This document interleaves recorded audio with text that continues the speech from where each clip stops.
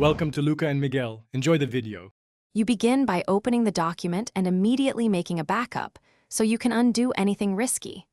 Once done, switch to Draft View or enable the navigation pane to reveal hidden objects.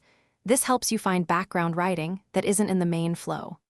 Next, inspect header and footer and the watermark settings because background text is often placed there. Make sure to keep track changes off while editing to avoid extra markup.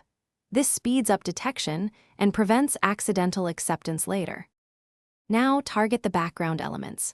First, open header or footer and select the background text or graphic. Press Delete to remove it.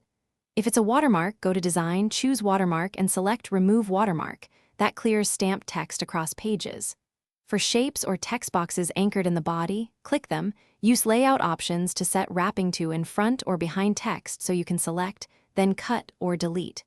Make sure to check multiple sections. Word can store different headers per section. Finish by reviewing every section.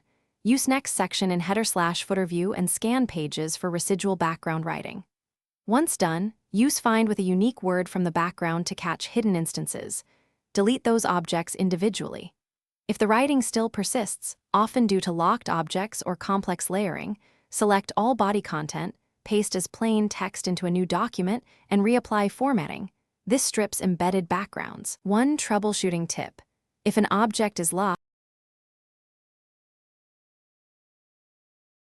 Thanks for watching and please subscribe. It's the best investment you'll ever make.